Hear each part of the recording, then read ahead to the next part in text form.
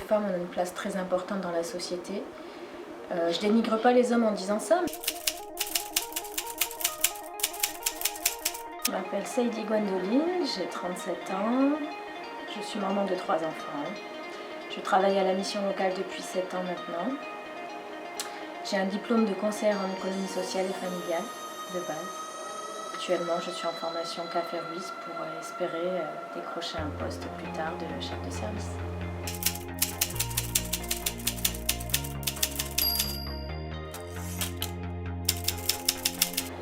Comme je viens de l'expliquer un petit peu, j'ai commencé par un bac pro commerce à l'époque. Je me suis vite aperçue que ce milieu ne m'intéressait pas forcément. J'aimais plus aider les gens. Donc j'ai poursuivi par un BTS en économie sociale et familiale. Et quand je suis arrivée à la mission locale, en VAE, j'ai fait mon DE, diplôme d'État, conseillère en économie sociale et familiale, toujours dans le secteur social.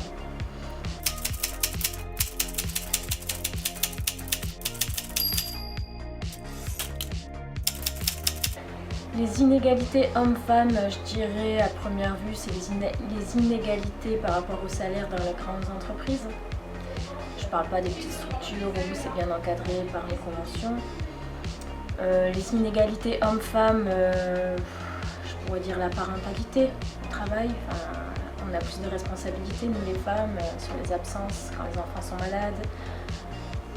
C'est un peu plus compliqué de s'absenter, je dirais.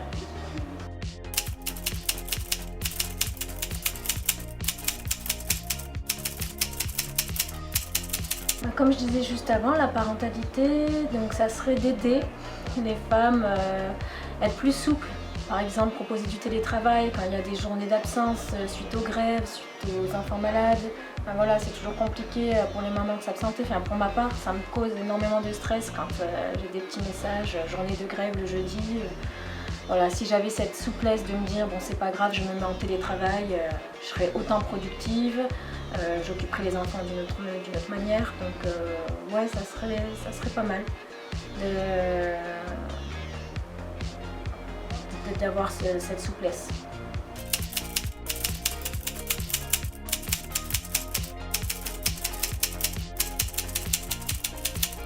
Alors quand j'étais plus jeune, ça n'avait rien à voir avec le social. J'aurais aimé être architecte d'intérieur parce que pour moi c'était quelque chose d'énorme de construire des maisons. J'étais toujours passionnée à regarder les devantures des maisons, la décoration. Encore aujourd'hui je me dis si je pouvais refaire, peut-être m'orienter dans ce secteur-là, au moins essayer.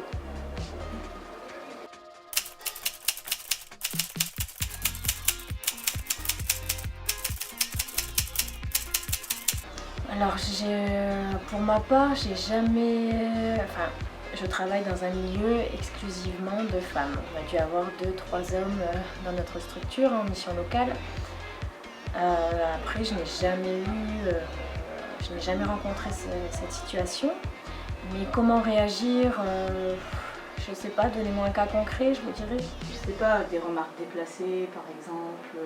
Des remarques déplacées par exemple, ouais. Si jamais vous êtes témoin, comme... Témoin, ou si ça m'arrive, il faut remettre la personne à sa place dans un premier temps. Après, il faut distinguer si c'est une fois, on remet la personne à sa place, et si ça devient du harcèlement. Le harcèlement, c'est des faits de répétition, et là, c'est autre chose. On a une structure, on a une direction, et on a tout un mode opératoire maintenant.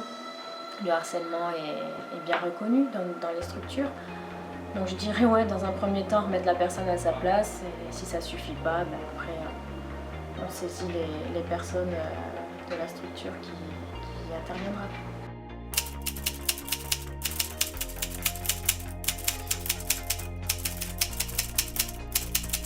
J'aimerais que ça continue parce que nous les femmes on a une place très importante dans la société.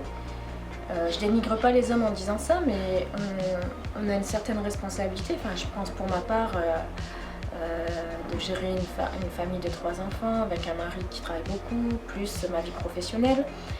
Moi, je pense qu'on est des personnes formidables, les femmes. On a plusieurs casquettes et j'espère que les mentalités vont changer, qu'on aura vraiment une place de pouvoir parce que on a beaucoup de qualités. Comme je dis, je ne dénigre pas les hommes parce qu'on est complémentaires. Mais déjà commencer par l'égalité des salaires, parce que, comme je disais tout à l'heure, certaines entreprises, les femmes gagnent moins. C'est beaucoup d'hommes en tant que directeur. Enfin voilà, il y a les chiffres qui sont là. Alors qu'une femme peut autant gérer une entreprise. Et je continue, voilà, toutes ces femmes qui ont fait partie de l'histoire, Rosa Parks, je parle aussi de Simone Veil en France, voilà. Toutes ces femmes qui ont fait partie de l'histoire. J'espère que ça va continuer. La journée du 8 mars, j'espère qu'elle continuera et qu'elle s'étendra qu'elle changera les mentalités surtout. Voilà, on fait des grands pas et il faut que ça continue dans cette perspective.